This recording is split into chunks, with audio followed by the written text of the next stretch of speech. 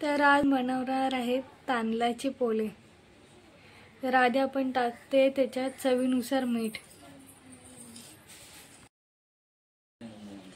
हे मीठ टाकलेलं आता व्यवस्थित मिक्स करून घ्यायचं आहे तांदळाच्या पिठामध्ये आणि थोडं थोडं पाणी टाकून हे पीठ आपल्याला नीट मळून घ्यायचं आहे।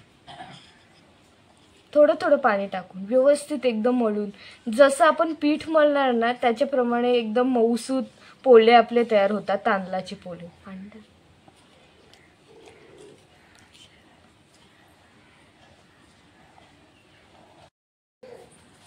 अजून पोले जर आपल्याला एकदम मऊसूत व्हावेसे असे वाटत असतील ना, तर आपले भात बनवतो ना त्याच्यात ती भाताचं पाणी असतं ना ते आपण याच्यात मळताना टाकू शकतो। त्याने पाणीऐवजी ती पेज आपण टाकू शकतो, भाताची पेज। त्याने अजून जास्त मऊ होतात हे पोळे आणि एकदम व्यवस्थित आपल्याला मळून घ्यायचं आहे। एवढ्या पातळ पिठाने व्यवस्थित आपले पोले येतात।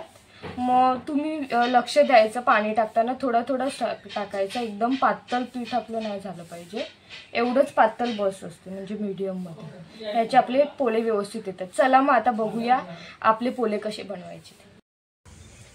आता आपला तवा गरम झालेला आहे आणि आता आपण टाकतोय पोला।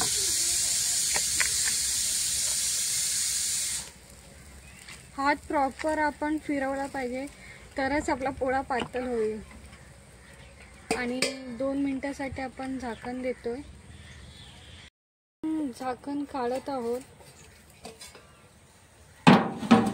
आता आपला पोळा झालेला आहे। अशा प्रकारे काठोकाठ आपण आधी काढून पोळा व्यवस्थित पलटी करून घ्यायचा आहे।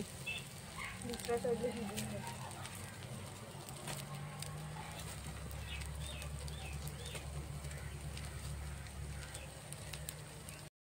आपले सर्व पोळे टाकून घेत आहेत आणि पोळे चहासोबत पण छान लागतात, पण ते गरम गरम असतानाच खावेत चहात, तर खूप छान लागतात। आणि असे आपण कोणत्याही भाजीसोबत पण खाऊ शकतो, सुक्या मच्छीसोबत, पालक मेथी अशी